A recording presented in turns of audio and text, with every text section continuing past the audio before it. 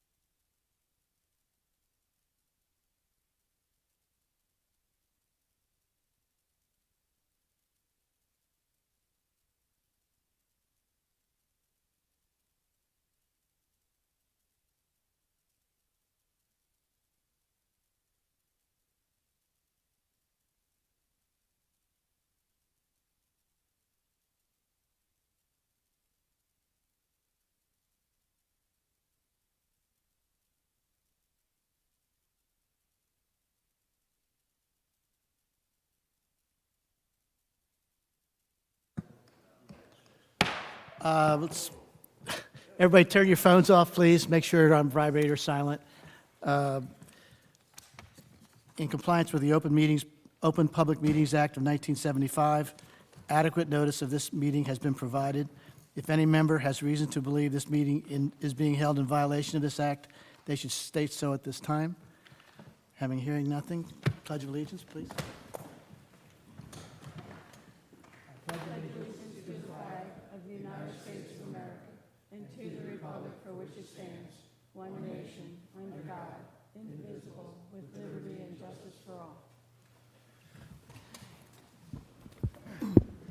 Roll call, please, Karen. Thank you. Mr. Becerra?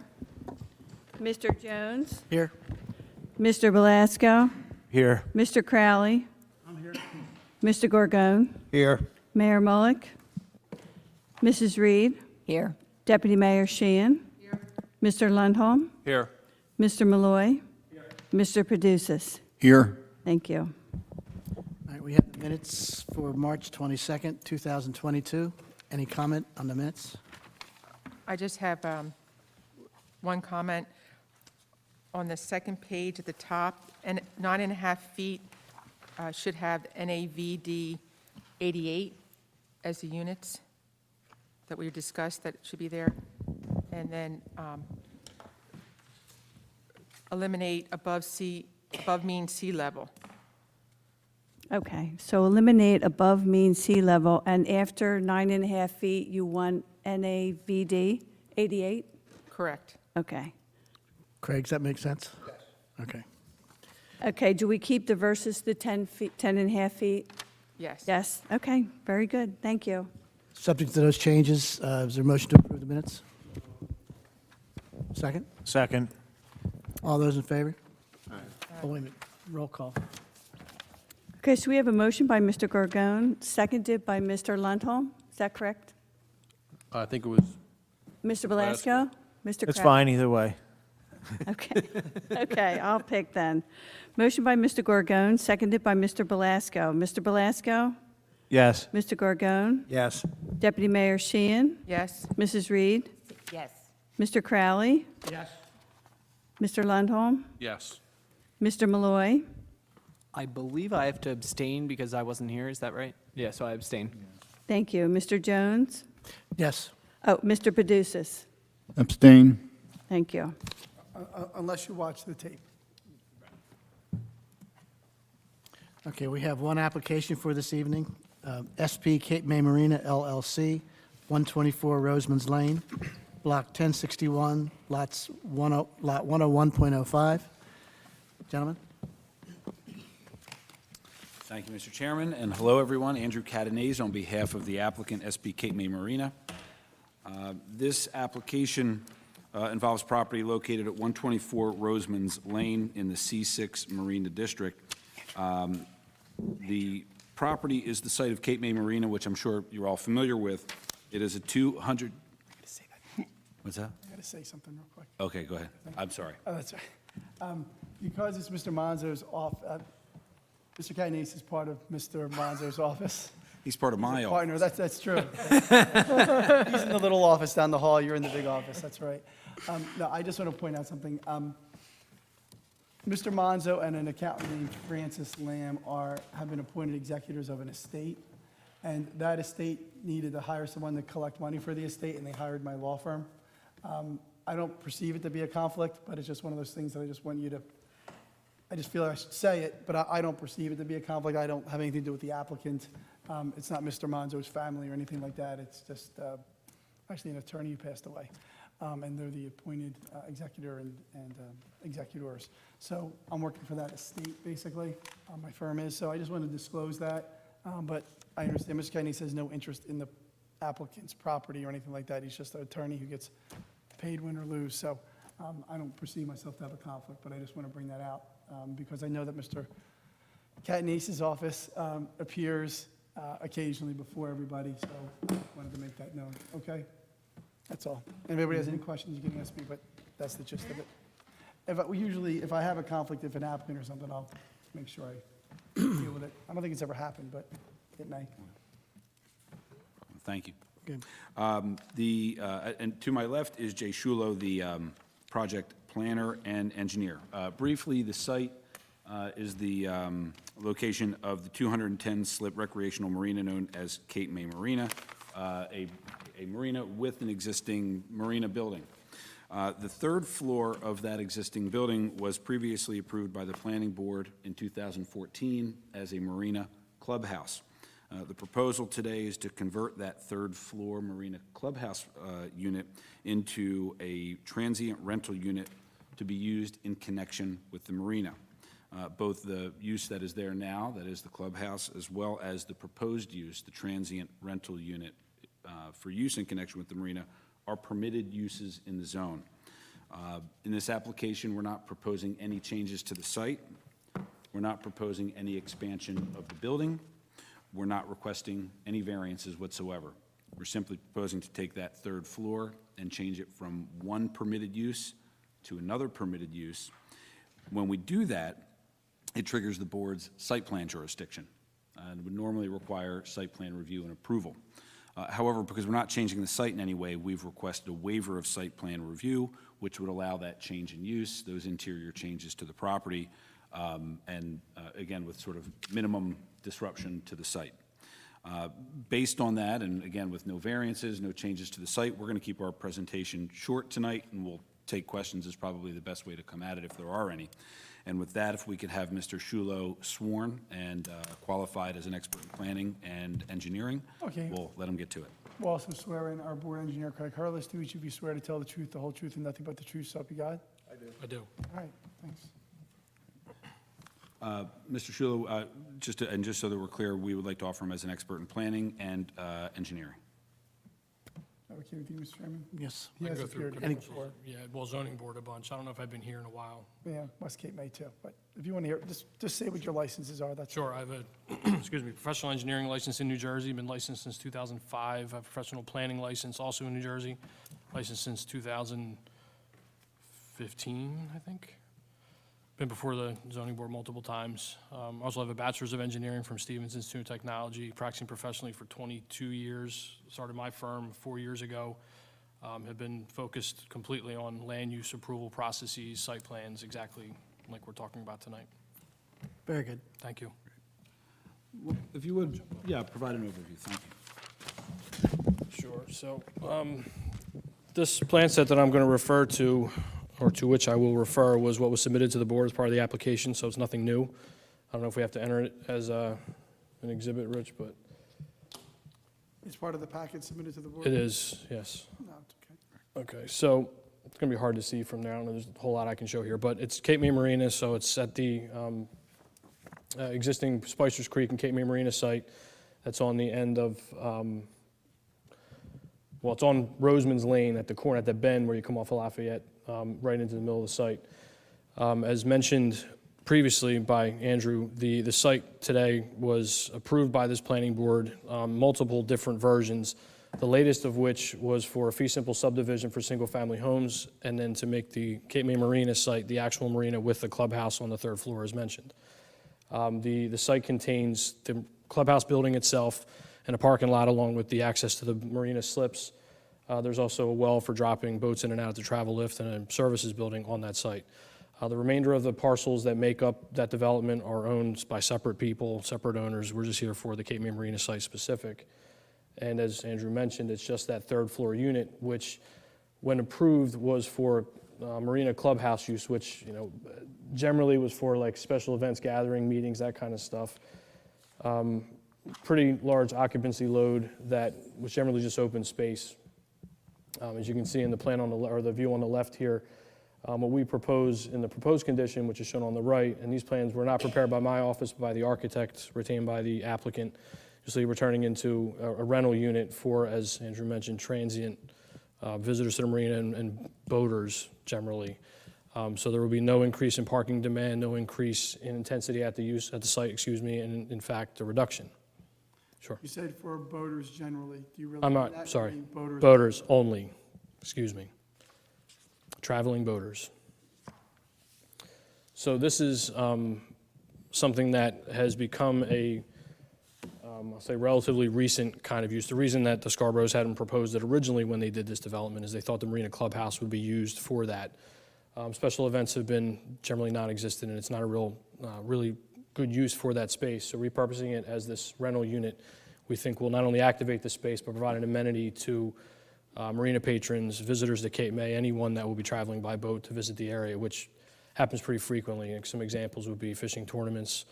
There are guys that come in generally or people, I shouldn't say guys, people that come down the coast going to and from other, I'll say far off lands, passing by, and today they may not have a place to go, but we would give this opportunity or create this opportunity to be able to stay in Cape May for a few days while the boat's floating through bad weather or just wanting to take a break. That's pretty much it, unless there's any questions. Or Andrew, if there's anything. Just to confirm some of the things, since you're our fact witness, this is the use in the zone, and this zone permits motels or other transient residential accommodations for boat travelers when located immediately adjacent to boat docking facilities. Does this meet that permitted use in the zone? It does. No expansion in the building, correct? No. No changes to the site? Nope. No variances? No, sir. Reduction in intensity of use, in fact? Yes. And in light of all that, is a waiver of site plan review appropriate in your opinion? Yeah, absolutely. With no site changes, there will be nothing to review.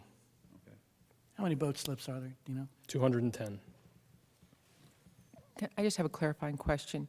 I saw the plans with 3 bedrooms. Are they all separate units they're renting out, or renting out the whole thing as one? It's one unit. Okay. Yeah. Yep, 1 3-bedroom apartment. And then you mentioned that this is the HOA for the marina, right? The marina has an HOA that this is part of? No, this is not part of the marina. This is, there is, there may be a separate HOA as part of the subdivided residential properties, but this property, and particularly this unit at the top level, that is the marina clubhouse, is not controlled by an HOA right now. It's part of the marina. It's available to the marina, for the marina use. Okay, wait, when you said marina, that's why I thought it was the marina was like an HOA. That's why I was asking. No, the marina is this site consisting of this building, the well to remove boats from the water, and just that marina facility. And the There boat was a- slips, I guess? What's that? The boat slips? Yes. The boat slips, Okay. yes, yeah. So when we say the marina, it's that marina facility proper. The history of this site, I think Mr. Shulo had also indicated that it was subdivided to create the single-family residential lots that you see in the surrounding area, but this was broken off from that as part of that subdivision. Okay.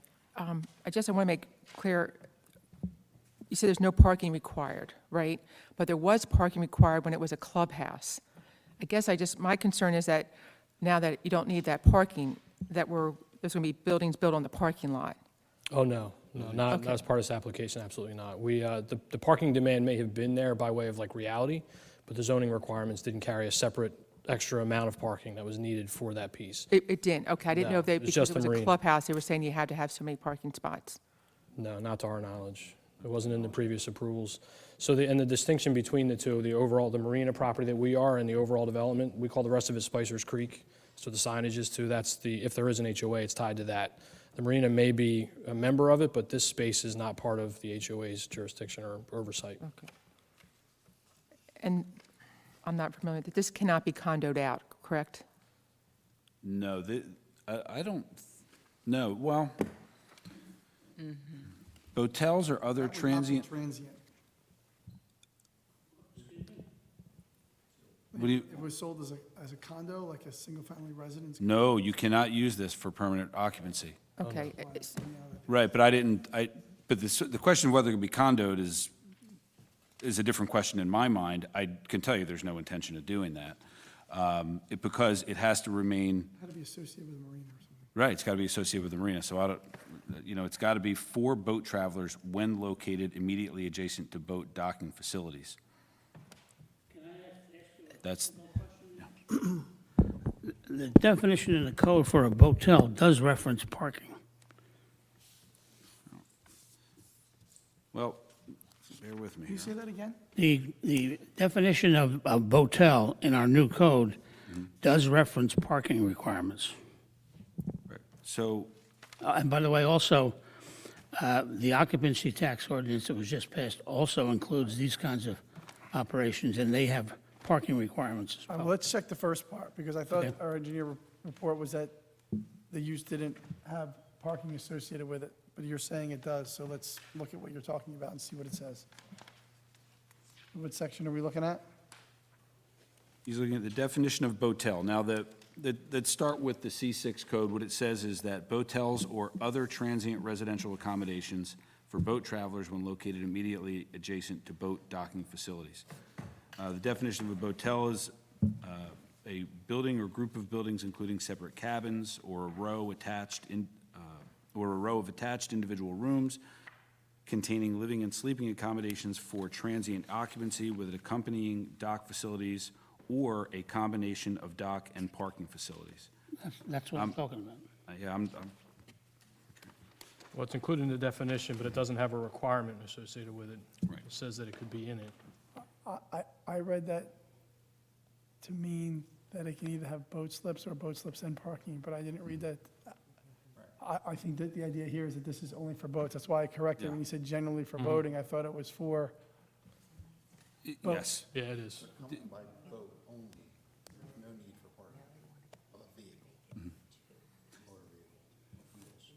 Yes, and to be clear, folks won't be able to pick up the phone, call up, and rent this like a house in, any other part of town. It's got to be in connection with the operation of the marina. As we read the ordinance, we understand that, the owners understand that, and when we do it that way, when they operate it that way, it's a permitted use. So just that marina, the boat has to be slipped or docked in that marina? That's, I- well, that's what we intend. Yeah, that was certainly my Absolutely. understanding. Yeah. Would you agree that as a condition that the owner will give notice to anybody using it that they're not to have parking on site? That's kind of to make sure that that's known, That they can't drive a Right. motor vehicle, like a car or truck. that it Yeah. doesn't come with a parking space. I don't, Yeah. I can't see why we wouldn't. 'Cause I know a lot of people, that when they come down for fishing tournaments, the boat will come and then they'll drive down for the tournament, you know. Yeah, the ordinance doesn't make that requirement. I mean, the ordinance says, look, it is Okay, well, that's fine. primarily for boat travelers. Okay.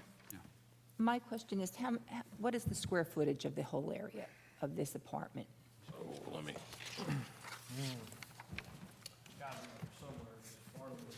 But I guess with that picture right there that you have, does it include those two rooms that are like lounge rooms?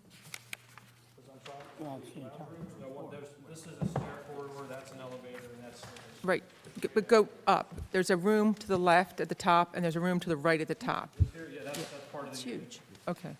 I'm looking at Craig's comments, and he has 1,820 square feet as the habitable ground floor area. No, there's No, habitable. So to me, that's a pretty big condominium. Uh, And, Not a condominium. well, apartment, let's use the word apartment then.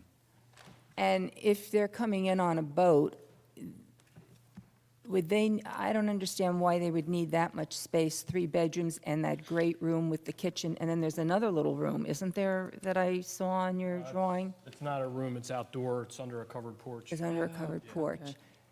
So would there be a limit to the time that a particular boater could reside there?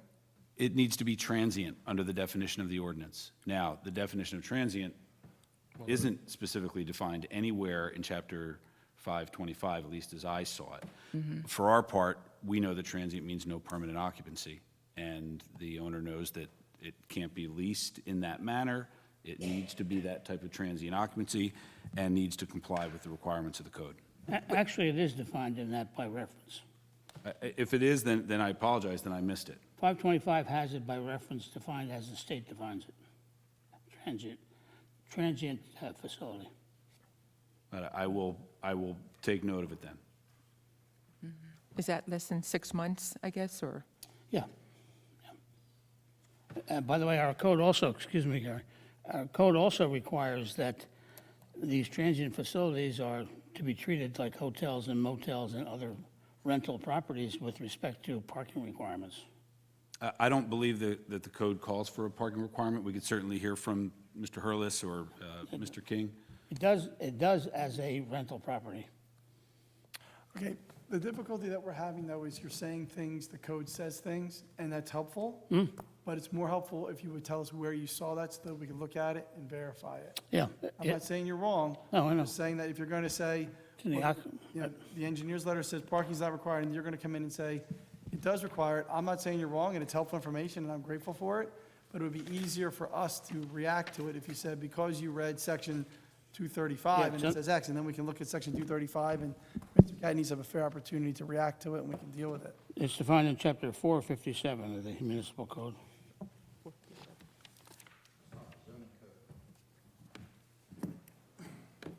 What is the maximum occupancy of that room now? I'm sorry.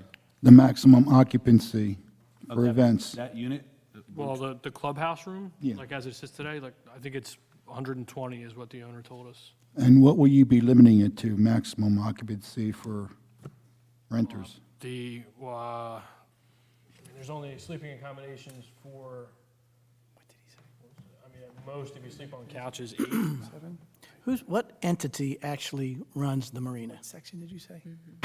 Is there a group of, is there a board of directors for the marina? Is there, It's privately held. and who's going to be actually managing this property? The owner of the marina, and it's The same. privately held. the same group that manages. So the marina owner is the one, is the applicant, that's it? Yes. Correct. Okay, It's- so the only one that's going to know that if somebody's using this with a car is the owner of the marina, right? Well, and anyone that is in the neighborhood that takes interest in it, right? Okay, but that's, I just want to make, there wasn't a group of people that say, we really want this. It was just one owner said, I'd like to try and do this, correct? Yes, and to put it in perspective too, the Scarborough family that's the owner of this marina, they have three others now. I slipped my boat in their one in Summers Point. We're doing a similar type of facility there that's going to be new, with a large pool club, and it has transient apartments for short-term rental for the purpose of guests and people that they invite or members of that club. We have another one in Brigantine doing the same thing. So it's not new to them as far as the way to operate it, but it is new to this site. So if the question is management and making sure that it's not going to be like a separate group of people that just happens to own a marina. That's what these folks do. They own facilities, they manage them. They have a huge amount of staff that does that. They're all permanent staff members. And did you notice the people in the adjoining houses? The 200-foot list? 200-foot list? Yes. Yes. Oh, yeah. They all were noticed? Oh, yeah. All mean, the okay. notices are in, yeah. Yeah. Okay. I have a Again, this quick- is, sorry. Quick question. What kind of safeguards are in place to ensure that it is actually the boaters that are utilizing this? You know, if you're operating it in other places, like what's the process by which you rent this so that the city's assured that it's actually being utilized by boaters instead of as a, traditional transient rental in the rest of town? Well, it's the same way that we ensure that a motel doesn't get rented on a year-round basis and turned into multifamily housing. It's enforcement, Okay. right? I mean, we have properties all over the city that are approved for a particular use. Cape May, I think, is occupied by a number of residents, both seasonal and year-round, who are rather vigilant. So if there's a problem, I think you'll know about it. And where does that enforcement go to? Do they go to the marina? Where? Down to the, just at the ground floor of this building and knock on the door and say, who's renting the room? And what boat is theirs? You mean if there's an aggrieved neighbor? Right. Say we get a complaint that it's renting out to anybody that wants to. Then you would investigate that, and your code enforcement officer would, if. And the owner Like will have, like, do they receive, like, the boat registration of which boat is registered to that room, much like you do with the hotel with the car? I'm not aware of any requirement of that, though the records would probably show it. Yeah, so I mentioned I slipped my boat at one of their marinas. They have parking passes and they enforce, like, we do have people just randomly float in and tie up and go to a restaurant down the street. And they have record of what boat is supposed to be there by way of, the Is registration. the marina office right on the first floor? Yeah, and well, in Summers Point they do the same thing here. Okay. They have regular dock workers that run around and manage, so it's not that it's, enforcement like the police department or code enforcement, but they obviously don't want people utilizing their facilities without paying for them, so they enforce in Rick, do that you have a regard. question? There are parking spots down there now, right? There is a Parking parking lot spaces? down there next Yes. to and that was designed for the building to have 110 occupancy, right? No. So there should be plenty of parking if it's just an apartment now. It's not based on occupancy, it's based on the uses. So for instance, like, But if that use has an occupancy of 110 people, and it's only going to be 8, then there's probably plenty of parking there.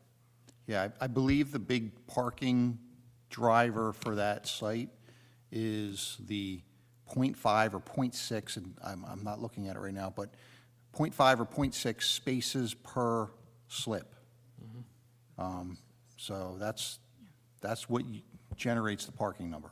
But the parking lot there right now that you're referring to is not large at all, because I belonged to that pool club that is there, and it was very difficult to find parking before Spicer Creek built all those densely populated homes. That's why the question I had was, if all this went to all the adjoining owners in that development, there's nobody here. Well, and again, it's a change, interior change without expanding the building, permitted use to permitted use with no variance relief requested. I mean, this is what we generally refer to as a by right application. They've complied with the code, they're proposing exactly what the code permits. I will agree with you, as you read through some of the definition of how these work, you scratch your head a little bit. Well, what's it mean to be transient? What does it mean to be in connection with a boatel or a hotel or boat travelers? All I could let you know is that this, if anything ever meets the definition, I think this is it. It is right there in a marina that has boaters coming for all these other purposes, folks that are heading up and down the coast, as Mr. Shulo indicated. So we think it meets the intent of the code. So from,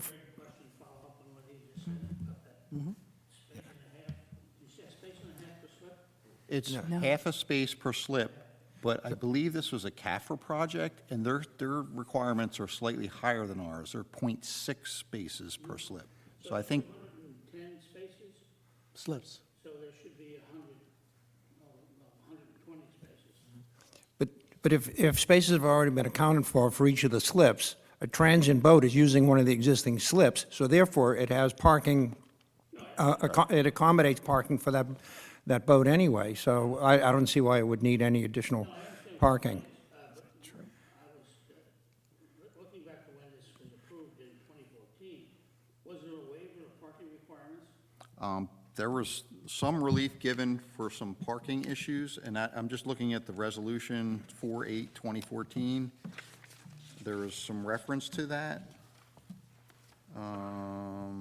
Under page 6L, Mr. Hurlis then addressed page 8 of his memorandum, the parking and the design waivers required for the parking to be approved, and finished with his review comments indicating conditions that should be attached to the application. I don't have that, my memorandum for that. I can't tell you what the deviations were.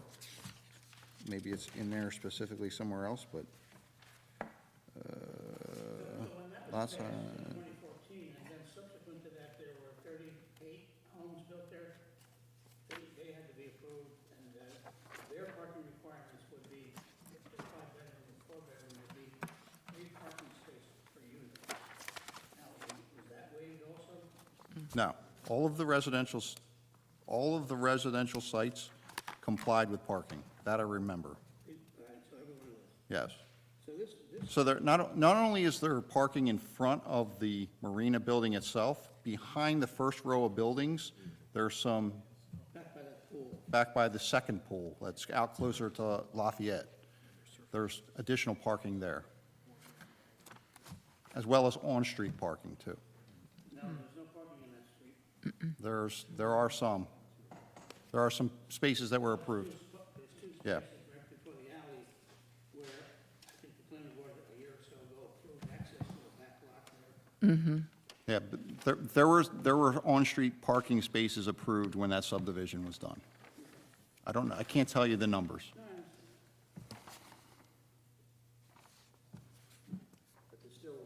Parking assigned for each of the slips. That's correct.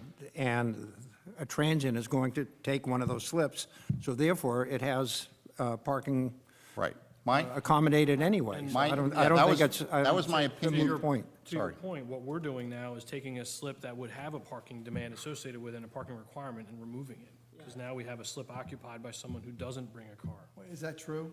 Like, with the transient boaters, where are they docking? In the marina, so in the boat slips that are available, there's, Not at the floating dock, like over no. at the floating and boat slips? no, yeah, it would be in a slip. So in many cases throughout the year, like every slip is rented if things go the way they're supposed to. But there's always someone out in either a boat's being repaired or they're traveling the same way this transient boater would. And so and every single time we've talked about it with Scarborough, the guy raised the same question, what happens if the marina's full? And he's like, it's never completely full. There's always somebody out. Because the transient has to make arrangements in advance in order for them to see if a slip is available. They do that at South Jersey Marina and Arches as well as Cape May Marina. Yeah. So they have to make arrangements well in advance. Okay, and this space was an event space that's being converted into the sleeping space. So presumably the event space, did that have a parking requirement? And it would seem like if you're gonna have events there. I mean, it had a real parking demand at some point, but from a zoning perspective, there wasn't a separate requirement. Yeah, I tied think it to was, yeah, I think it was approved as a clubhouse for the marina and part and parcel of the marina use. Like I said, and the testimony was it has a occupancy load of 120. I don't think there's any avoiding the conclusion that this is a significant reduction in how that could be used in terms of intensity. So I think it's all good for the neighborhood. Excuse me, the restaurant that's on this facility, is that reserved exclusively and only for people who live on that property? Can anybody join that club? The Tyler Club? That grill was really for the pool members, and you needed a pool pass key to get into that area with that it was an open grill. No, so only residents of that facility can use that pool. No, the residents of that community would have to join that pool. That's what I meant. And some of them do and some of them don't. And how about the barber shop? There are a few, I know the first floor was approved as office and commercial space. And I did, as we went by, we saw a couple signs there. Yeah. So I understand those have evolved over time. We're not proposing any changes down there. We're really just proposing to reduce that intensity of use up on the third level. But as a business space, they have their own parking requirements. I assume so, though I don't know if that's based on the square footage. And we didn't run those calculations because we weren't touching any other parts of the building. So forgive me, but I don't know the answer to that on the first level. To Lou's point, do we know the answer if there is a problem with the transient part of this thing and some neighbor does bring it up, where would it go? If I can address that? I mean, if there is a problem, if the neighbor complains about it, and then from a city point of view, where would that go? Complaints, like any other zoning complaint, should go to the code enforcement official, the zoning officer. Okay. Who has then the jurisdiction to investigate and issue a violation notice. For example, if this were rented for a one-year lease, absolutely, that's a violation of the approvals. It would absolutely trigger a violation notice. The same way a hotel unit would, that was rented for a full year, wouldn't be a hotel unit anymore. It would be a residential living unit. And I would think like a noise complaint would go to the police, and the police would deal with it, just say with any rental unit. I just want, in thinking that maybe somebody else is thinking the same way, I don't have any problem with this parking with cars. I don't think the car issue is here with transient boaters. The only way I think parking would become an issue is if, let's just say someone from Florida is bringing their boat up and they're going to Connecticut, but they pit stop here and use the facility that we're talking about, but they have friends in the area, and now they come in with their vehicles, and then that weekend, or however many days that transient rents that facility, I'll use the word party for lack of, and that could become a problem with their parking. And you can't prevent that, I don't think. The only thing I could say to that is if the drafters of the ordinance saw that as a problem, then certainly we would be looking at a parking requirement for this unit. And I unfortunately, I can't speak to what was going through their heads when they drafted it. Were they looking to support the marinas, encourage people to come in with their boats, get those transient travelers, maybe even make Cape May a destination to bring your boat to, dock for 3 or 4 days, get a place on terra firma, and, enjoy the town. There's, I could speculate a lot about what the reasoning was, but I could tell you that they didn't require parking when they drafted it. They didn't see fit to do so. I just want to make one clarification. Since it's a rental, they would still have to go through all the rental requirements in the city, such as the fire inspection and things like that, correct? I think so, yes. And we also have that new Mercantile license. mercantile license, and then the fees associated with the rental of that paid to the city. I guess the part that's confusing to me is I think there is a parking requirement. I think it's required for slips. And in order to have this hotel, you have to have slips. So if there's parking for the slips, there's parking for the hotel. So all I'm really we need to know is there parking associated for the slip? The answer sounds like, yes, there is. So if they're parking in a slip, there is a parking requirement for that. It's 0.5. You have to have parking for 0.5 for every slip. So to me, there's a built-in parking requirement, and it's 0.5, and this apparently has that. So that's why, as long as it's used only for boaters, the parking's built in. You wouldn't add another spot. So I know that doesn't sound, As far-fetched as it first seems when you look at it. I agree, that connection to the marina is unique. I haven't presented this before in any other application. I can't frankly think of another in town.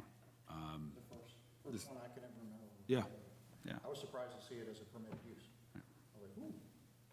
It's a relatively new I ordinance, too. didn't envision 3-bedroom unit being the hotel. I thought it was like it's a big boat. Got it. They come on big boats. I don't know if they would fit in there, though. I guess I just want to go back to one clarifying question. As a board, do we have to stipulate that this will never be condoed out, or should we just, I'm not sure you can do that. okay. Well, We had let me this, take that. This might be the one time you can, because it's not supposed to be a residential unit. In fact, when you look at the transient definition for something that's nothing to do with this, but there's actually a big, long statutory definition of transient unit, which Dennis pointed out to me, which is in a different context than the zoning ordinance. I don't know that this could be condo, because I think that's for a residence or a business, and this is a transient use, so Well, if I can address that, we usually don't do that. Yeah, and I agree with you. Number one, I think it's outside the board's jurisdiction. Number two, the ordinance says that hotels or other transient accommodation, the use is what controls.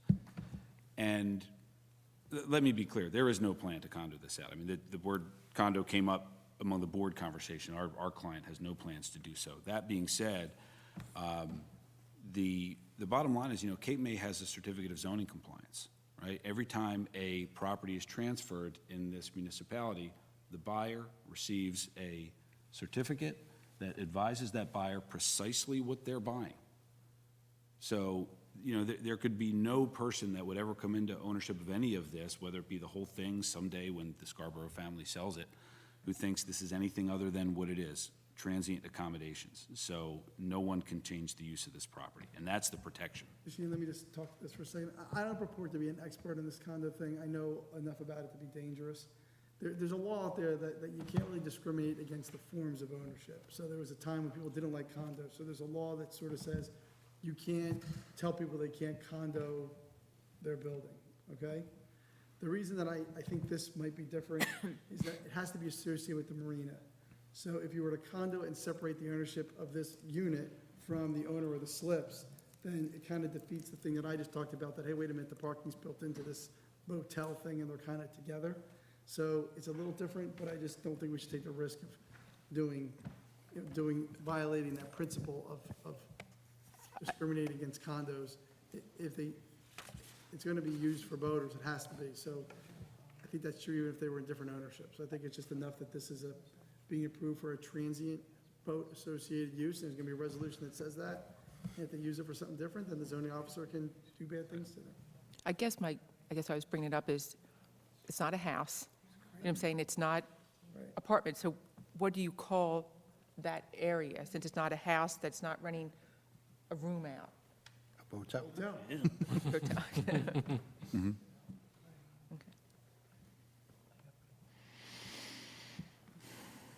Anything else? That's our presentation. Okay. Anybody on the board has anything else to say? Open it up to the public. Does anybody have a question about this?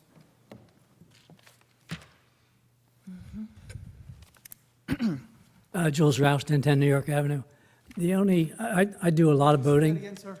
Pardon The me? address? 1010 New York Avenue. Thank you. Do you swear to tell the truth, the whole truth, and nothing but the truth? I do. Thank you, sir. I've traveled by boat and I've fished a lot of tournaments from Florida to Louisiana.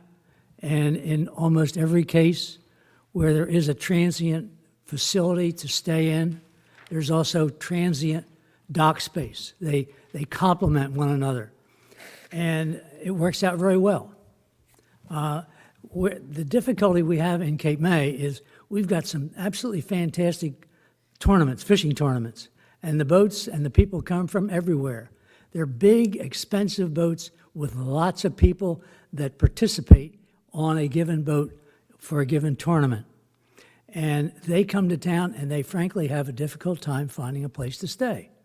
So this concept that they're talking about has a base for it, but there's not a transient dockage space. They should marry one another, but in this case, we've got a use, depends on whether rented space is vacant for someone else to use. And I only mention that because of the experiences I've had. And it's an interesting question you have. Thank you. I would like to pick up on that, Mike.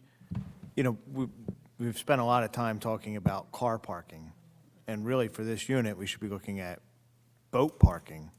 Would it be feasible to dedicate certain slips, a slip, to this particular transient unit?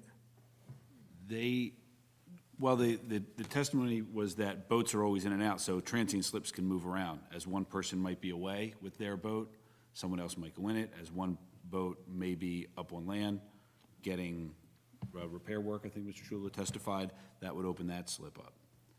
But I think the ordinance controls. I think it's right there. It says it's transient accommodations for boat travelers when located immediately adjacent to the boat docking facilities. That's it. But I mean, if you're saying, you know, to designate certain boats as transient, I'll say this: if you boat slips, if you don't have a transient slip available to go with that unit, you can't rent the unit. You can't rent the unit on its own.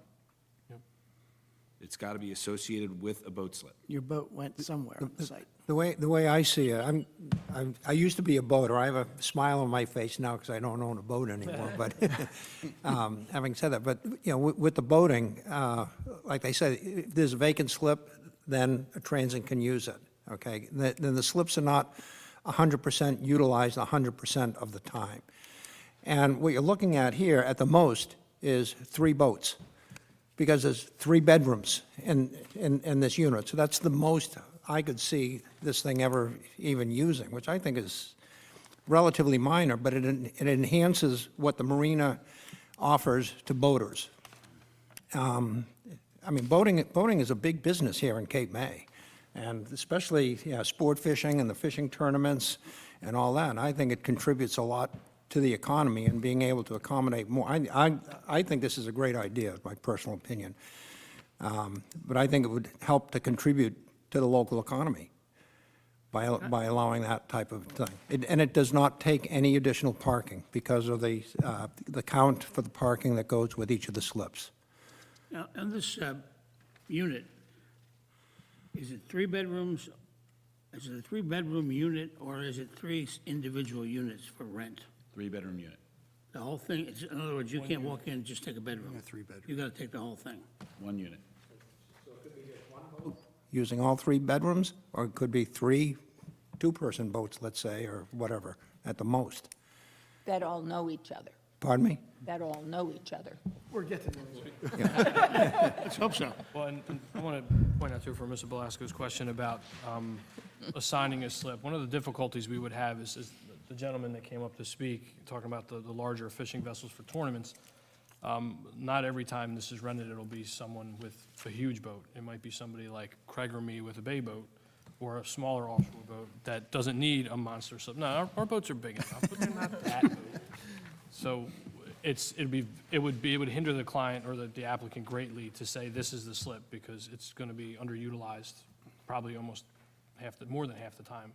Okay. Because we'd have to make it huge, and then we would never be able to rent it. And it is true that none of the, on the current layout, they're all seasonal slips. There's no dedicated to transient boating? Correct. Okay. Yeah, they're all rented. There's a few that are owned by some of the landowners or the homeowners directly adjacent to them as part of the original approval that we didn't have any part of, that I learned actually recently. But almost every other one that's around the island in the back and then down the one side is out to be rented seasonally by the owners. Because this is a unique thing where, you know, under the residential dwelling definition of transient, everything's transient in a boat slip world, because you're renting them all for under 6 months. So here, I think the difference is between a seasonal and a kind of like almost a, I don't even know what the definition would be on a weekly or less than a month or less than seasonal. But in any event, none of it's dedicated to any form other than seasonal. Well, no. At this there isn't. time. And as of right now, there's no reason for a transient boater to come in. There's nowhere for them to go. Right. Nowhere to stay. The restaurant's not open to the general public or the grill. There's nowhere for them to go. So no transient. Okay.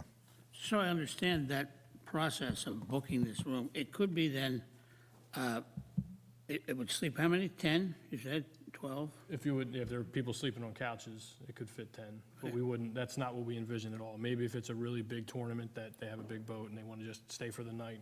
So it could be, let's say 10 people, it could be off of one boat, or it could be 10 people off of 4 boats. Well, no, that wasn't something we brought up.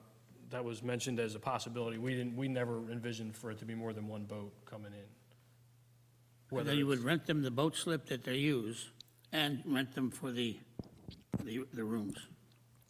That's part of the deal. But you're not limiting, are you limiting it to one boat, or it could be 3 or 4 No, boats? I don't know why we would do that. So it could be multiple boats. Sure. But there's got to be space for it. Yeah, right. But I have a question. I used to, my husband and I used to have a boat, and we would go to one of the marinas, and we would rent a slip for the season, and we were told that slip right there is my boat slip.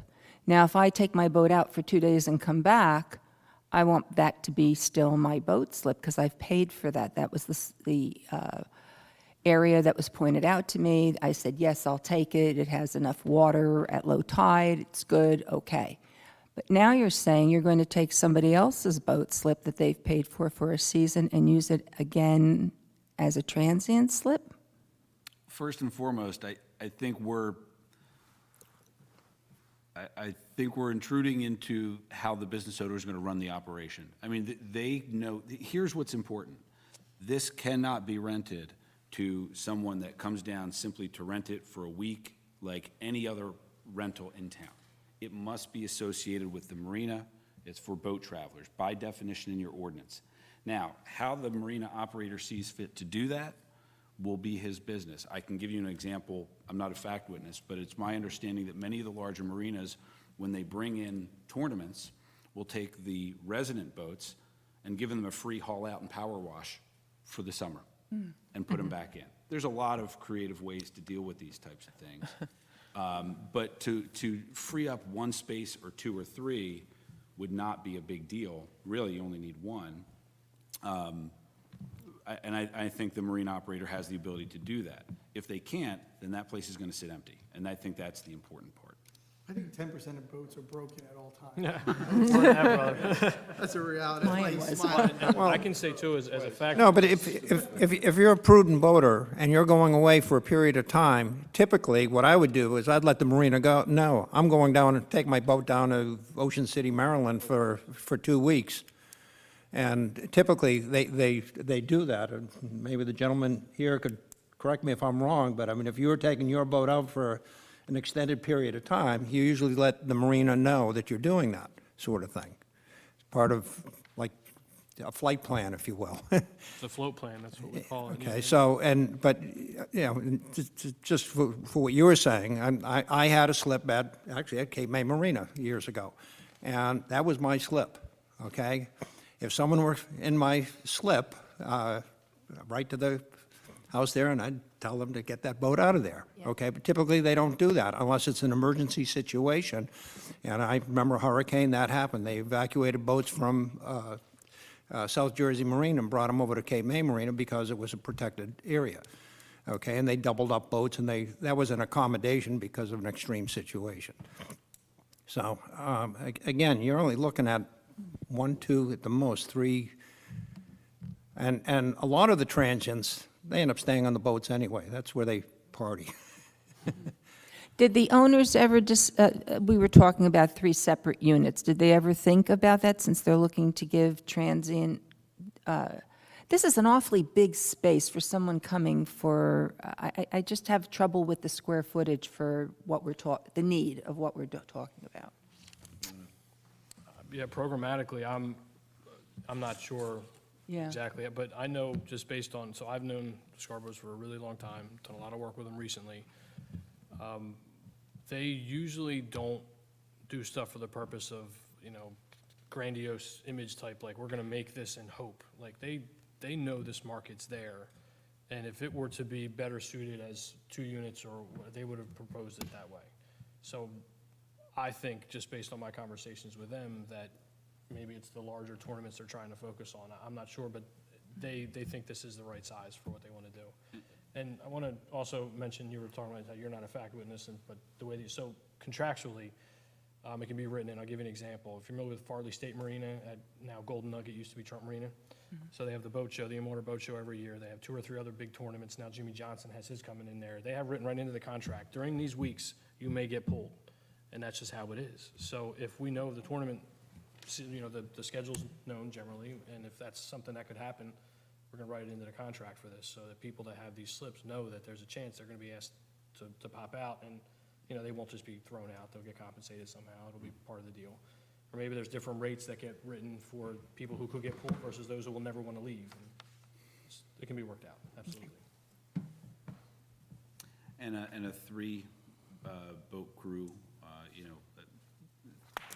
that one space, you fill those 3 bedrooms pretty quickly. I'm sorry, a 3 crew boat, a 3 crew member boat. Gotcha. We'll close the application to the public, by the way. Anybody else have any more comments to the board?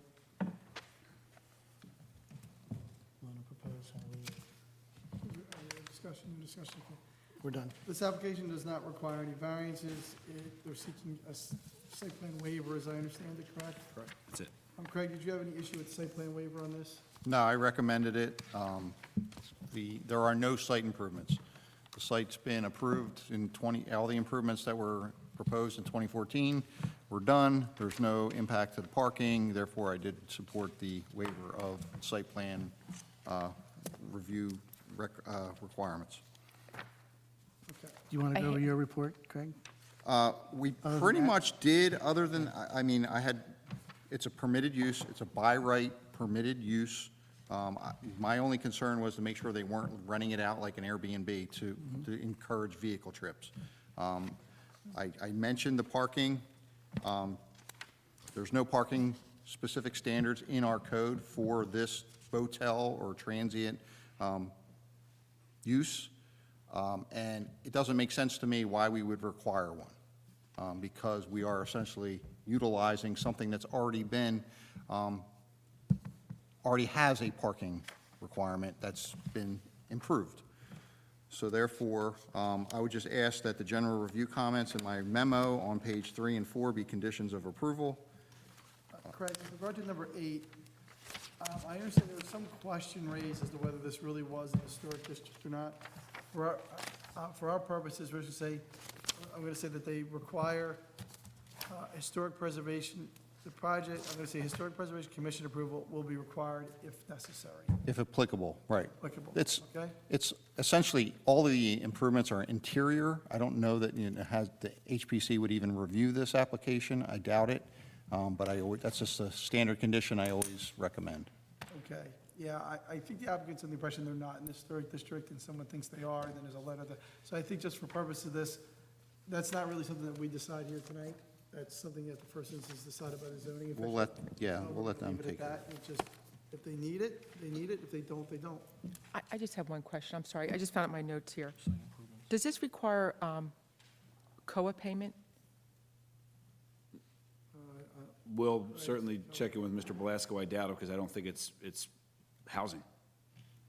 Oh, well, perhaps It does. No, the footprint hasn't Transient changed. housing. The footprint hasn't changed, so it's. Yeah, not- But The improvements. Housing. it's the creation of living space.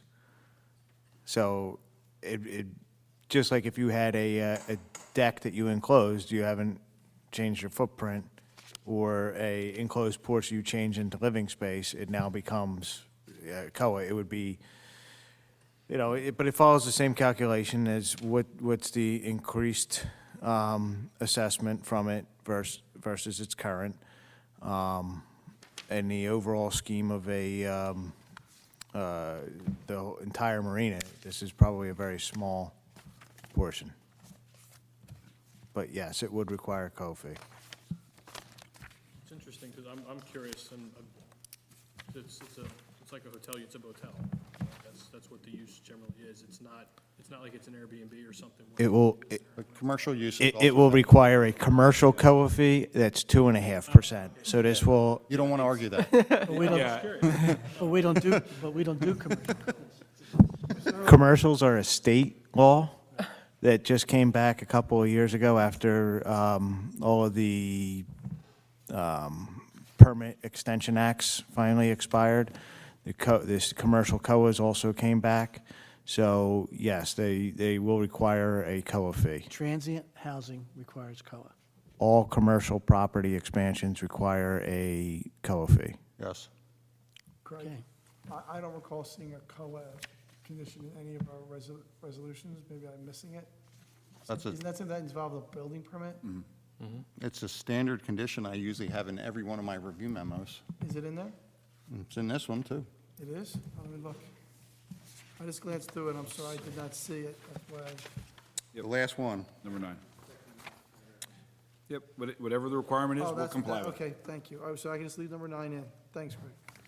And the only other, I guess by point of clarification, there are references in here to performance and inspection escrows. They may not apply here, or they may. It's just minimal, just so I can go out and make sure you built what you said you were going to Got build. it. No objection. We Yeah, it's, anticipate there's not much to it.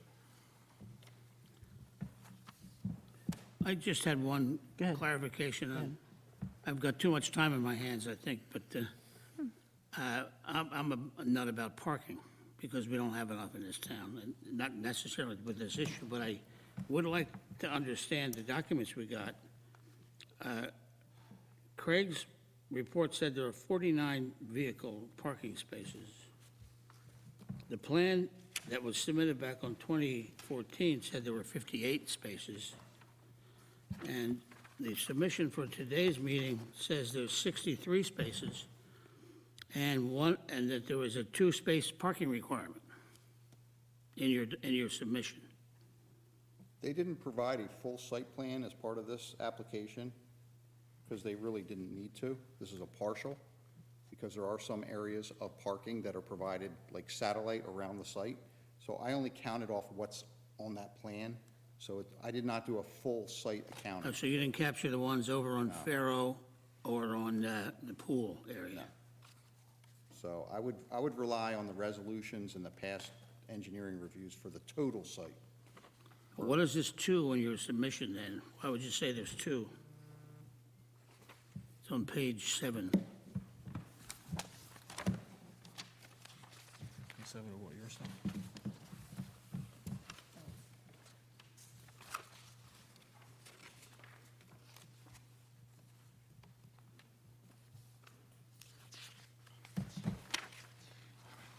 Yeah, there's no parking requirement for this unit. That too should not be there.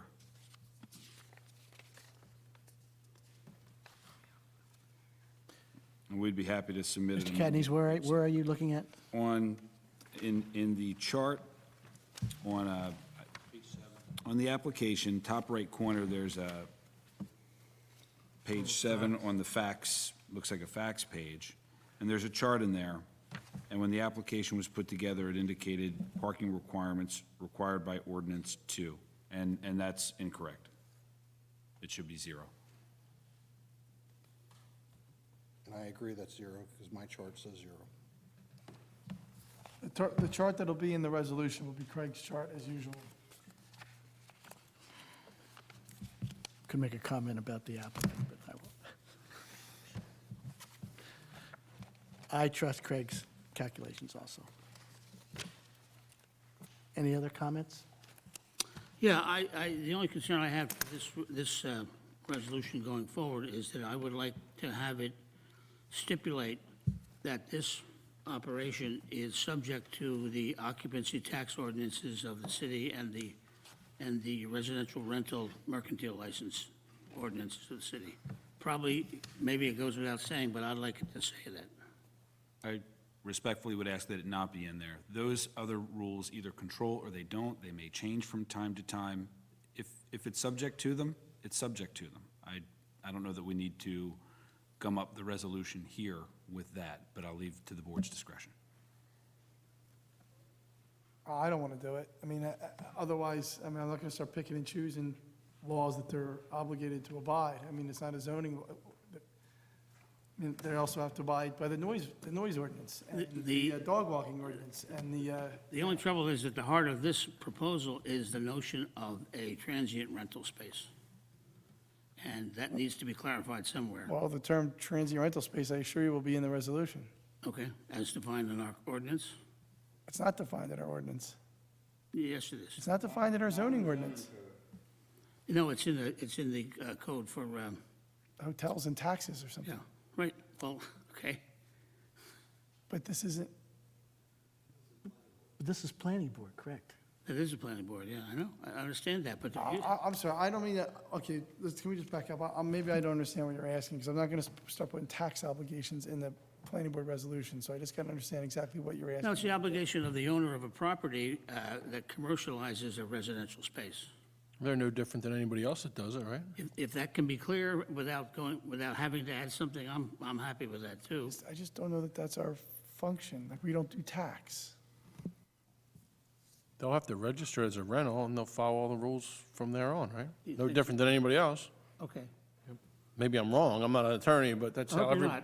not. No, I'm not, but I mean, that's how we do it. We all have, we have He's going to get a rentals. mercantile, right? The owner's going to have to get a mercantile, so whatever the mercantile is, whatever he's, Are there mercantile licenses for any of the other businesses operating on that property right now?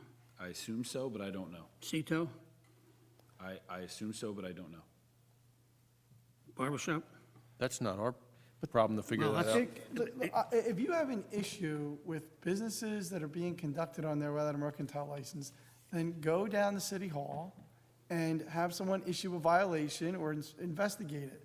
But we're doing zoning here. It's a permitted use.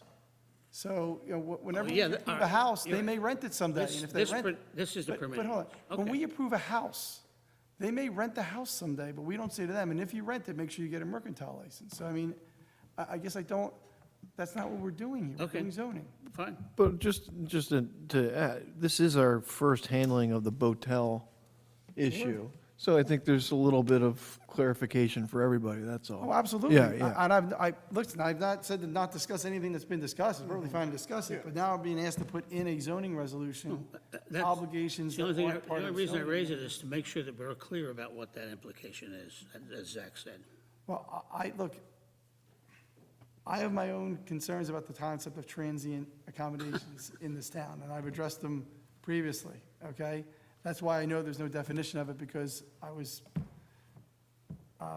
expressed concern previously about the concept of transient. I get that, but we have to deal with what we have in front of us, and what we have in front of us is permitted use, and if they conduct the business, then they have to apply with a whole nother Yes, set of laws. Fine. Fire code laws, you know, Fine. there's a million different laws that do, so I can't just pick a few of them and say, you need to do this. I said fine.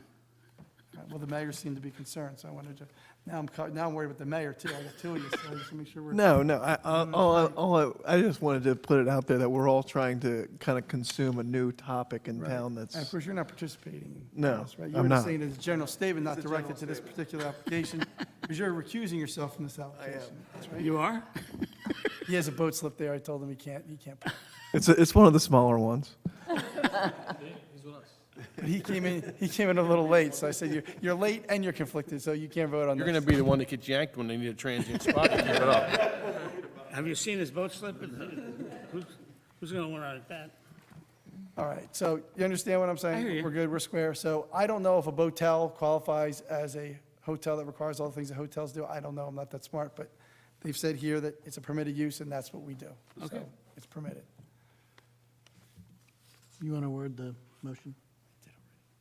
This is the motion I'd recommend is a motion to waive a site plan approval and permit the application in the form presented. I think you're waiving the requirements of site plan review and granting preliminary and final site plan. Well, Okay, I see that, we've had that conversation before, and I'm perfectly fine with that, although I did look at you and say, so we're doing site plan waiver, and you said, yeah, I'm okay with that. But I will certainly phrase it as. I actually put the waiver. I know, I see what you wrote. I'm not going by what you said, which is my mistake. So you're always required to get site plan approval, which is what you're getting, but we're waiving the requirements that are set forth in the site plan ordinance. Because I guess we have to take some action here today, so the action we're taking is granting you site plan approval, but waiving the requirements under the site plan. That makes sense to the engineer. Subject to the conditions outlined in 1 through 9 of the engineer's report, with number 8 being Historical Preservation Commission approval will be required if applicable. And the resolution will make clear that this is for transient accommodations associated with the boating slip use, or whatever it says. In the ordinance, Out of yeah. Mr. Catney's.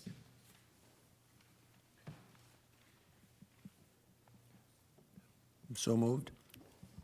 Can I just get the motion again? So it's a waiver, you're waiving the requirement It's a of, motion for site plan, it's a motion to grant site plan approval with waiver of the requirements set forth in the site plan ordinance, okay. subject to the conditions Conditions 1 1 to through 9. 9. Okay. Number 8 amended to be if applicable. Craig, is that what you wanted? Yes. You're right, pleasing everybody today. Yes. May I ask if the mayor is recusing himself, and I will call Mr. Paducis? I will make this clear on the record. The mayor came in a little bit late. Normally, he would have recused himself beforehand and stepped down. It wasn't until he came in, heard what we were talking about, and looked at me and said, I have a boat slip there, can I vote? And I said, no, that's a financial relationship with the applicant, so don't vote. And he did comment later, but it wasn't directed to this application. It was just a general comment about issues in the town, about hotels and taxes and stuff like that. So anything he said relating to the application, you should disregard. He's not participating, he won't vote. Thank you. And who motioned, please? Mr. Gorgon, do I have a second? Second. Okay, thank you. Motion by Mr. Gorgon, seconded by Mr. Lundum. Mr. Lundum? Yes. Mr. Crowley? Yes. Mrs. Reed? Yes. Deputy Mayor Sheehan? Yes. Mr. Gorgon? Yes. Mr. Belasco? Yes. Mr. Malloy? Yes. Mr. Paducis? Mr. Jones? Yes. Thank you. Thank you all for your time. Good to go.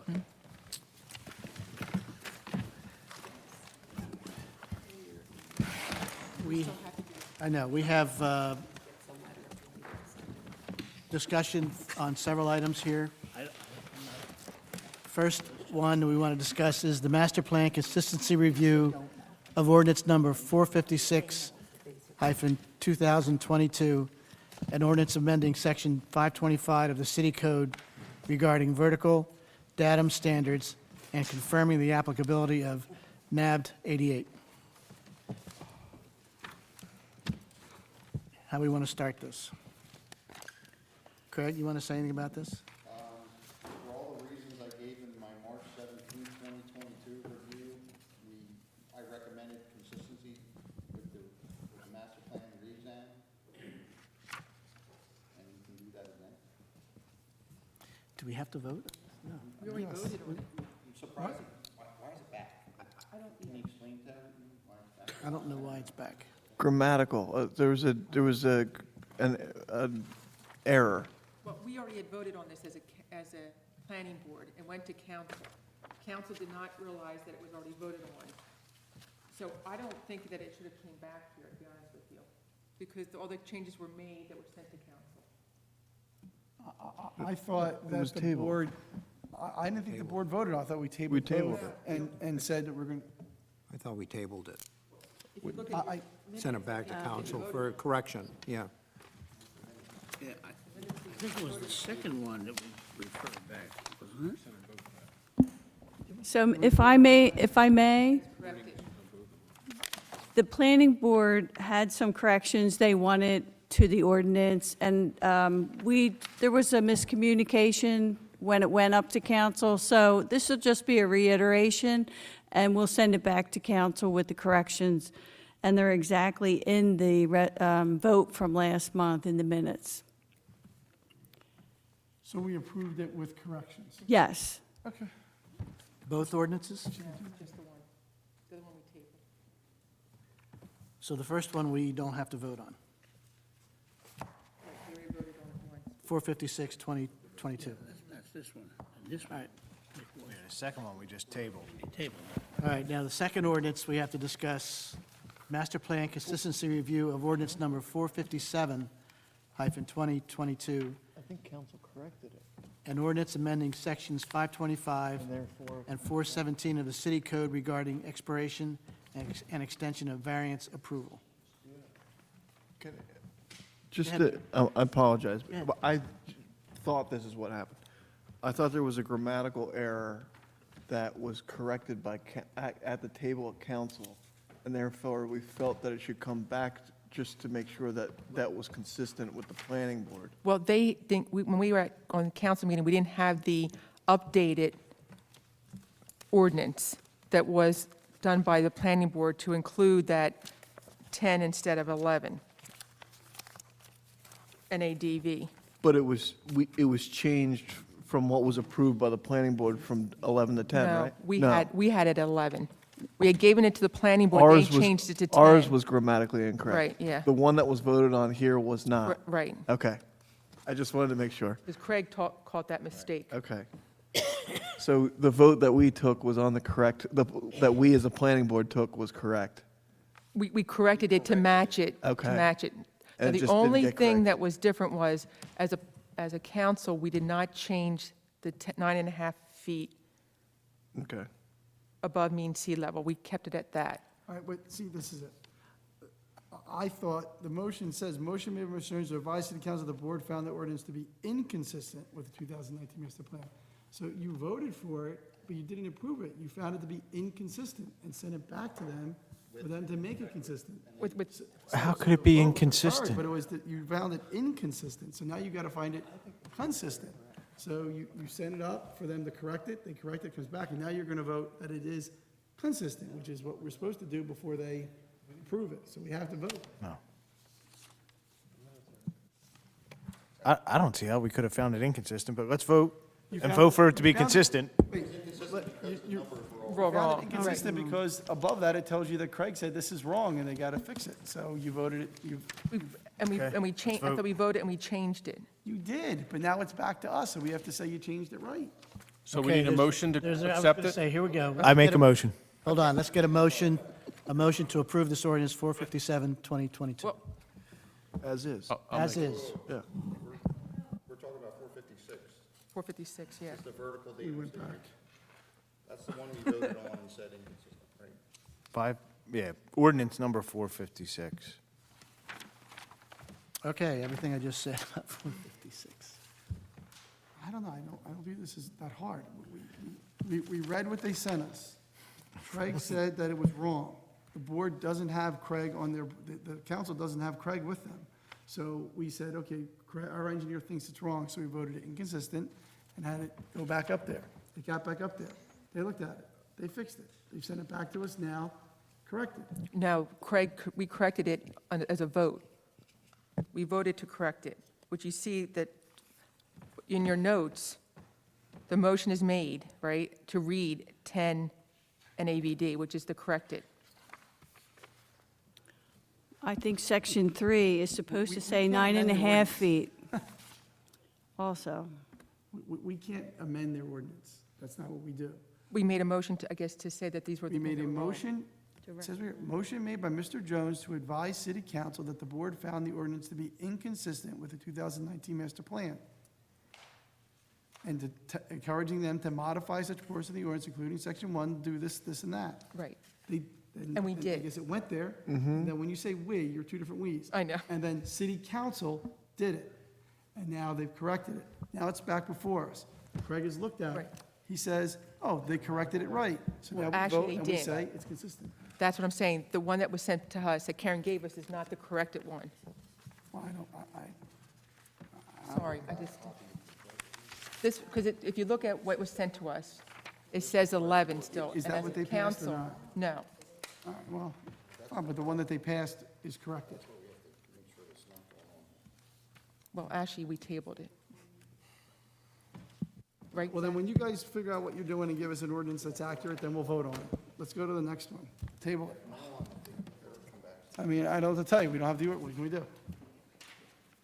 All right, so we're going to tabling the first ordinance. Karen, do we have the ordinance that they passed or not? Or did they not pass? Now I'm told it's tabled. I watched that, or listened to that council meeting, and I don't think they passed it. It would be reviewed before we passed it. Yeah. Okay, And this is correct, so we should vote on it and but she's telling me we don't have the corrected one. Well, you didn't, Karen didn't give us the correct one. We voted on the changes to it as a council. Rich, thought- Rich, can I make a motion that we find this ordinance before us tonight as consistent with the Yes. master plan?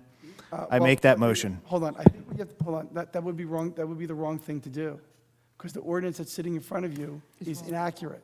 So we're going to amend that ordinance based on what the council representatives have told us, that this isn't what they did.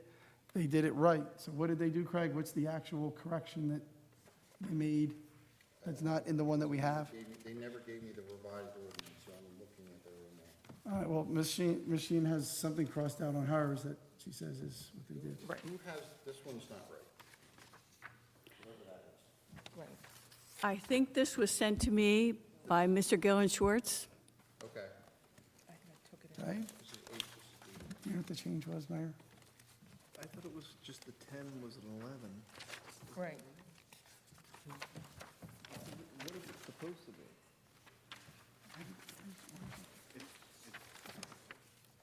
It's just supposed to be going from 88 to 29, or 29 to 88. Right, and it should be 10 instead of the 11. Which is what About this says, D3. right? That's what this says. Which one? 456. 456 says 11 in it, and it should be 10. 10, it says. Where on does it two. say says 11? it No. should be 10. It's That's the minutes. That's just 10. One of them is right. Oh, no. It's the ordinance. Which one's right? It says 10. Okay, Craig, which Right one's here. right? Is this supposed to 10. I don't, they're all, it has the same ordinance number, You're there's no right. revision date on it. I'm not sure which one. No, I think, Craig, well, here's what I think we're trying to figure out, okay? I think the mayor has explained it to me. The second whereas clause on the first page. It says, see how it says from elevation 11? 11. All right, now if you go to the last paragraph, or paragraph 2 on the last page, see where they've crossed out 11 and made it 10? Yes. I think what the mayor is saying is they should have fixed it on the front page too. I think that's the gist of Well, this. the front, But I don't know. page is stating the current ordinance. Well, that should be different. Mayor, I don't know, you convinced me, but now I'm unconvinced. At least this is what we're I'm confused getting about. questions here, I can't answer two things at once. So, the first whereas, the second whereas are just stating current facts. I understand the concept. So that's why it says 11. Yep. The revisions are happening in section 1.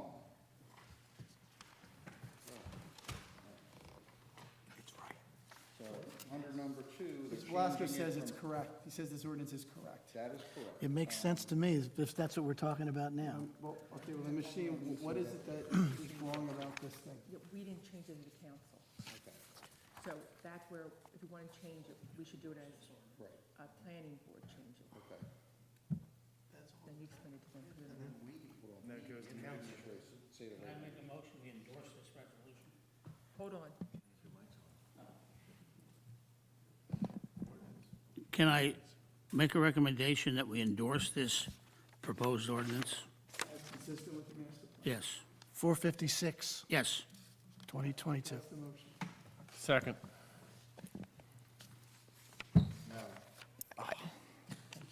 Okay, so the last part of this is, we also made a recommendation. Number 2 has been corrected correctly. Right, that addition and cross out 10 NAVD 88, that's correct. That is as per we recommended. We recommended item 3 be changed, and it's not being changed. And what we recommended this be is elevation Like the. That's incorrect. Right, because. It should be 9.5 instead of 10.5. That should be 9.5. And it. NAVD. NAVD 88. And the above mean sea level should be struck. Got it. That, So this level of the largest floor is to be not less than 9.5 NAVD 88. let me just double, triple check. Because Yeah. there's a lot of stuff around here. And the reason why we were saying that, I think as a council, we didn't know if we had to change the sea level. Building height. And I guess, But the comment in, Craig says, to read 9.5 feet above mean sea level, in order, it had it to the above mean sea level in Craig's notes, Above mean sea level doesn't mean anything to anyone. We need a. because of the we need NAVD. a geodetic reference. NAVD. 29 or 88, and we're converting to 88. So that 10 and a half converts to 9.2, and then we round it up to 9.5. 9.5. This whole discussion is making me recognize why Lou Belasco wanted this changed from 29 to 88. Supposedly, it was supposed to cut down on confusion, but good thing we're only changing two numbers. This is what it should look like.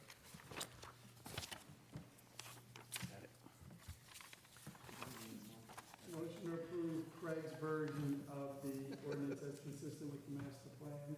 So moved. Second. Second.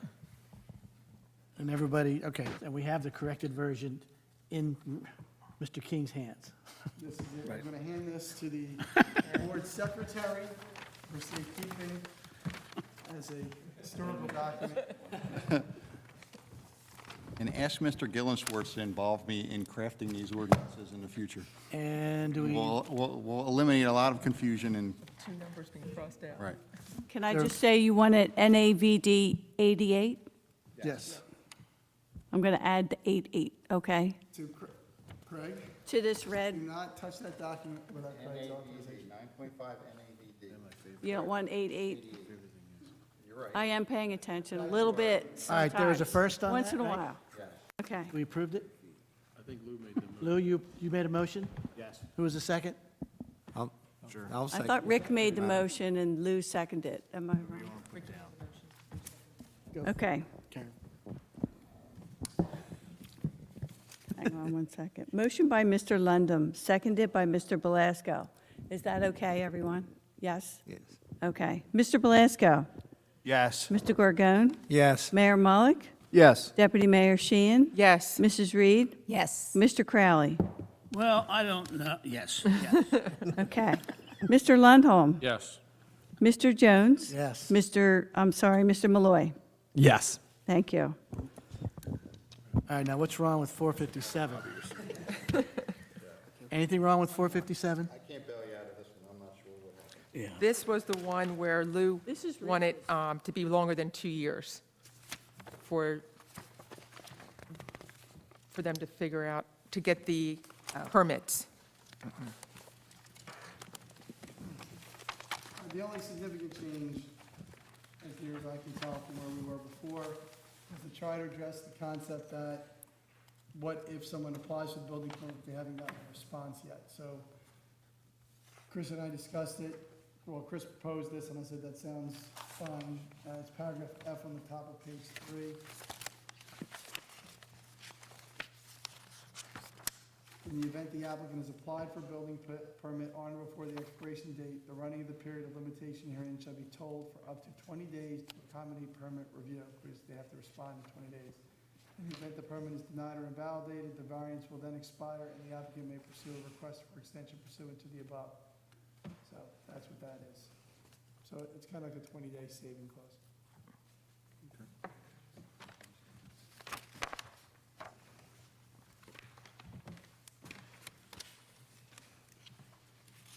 And that's all we had to address, that's all we were concerned with? That was the thrust of the conversation that sent it back to them, and that's what they did with it.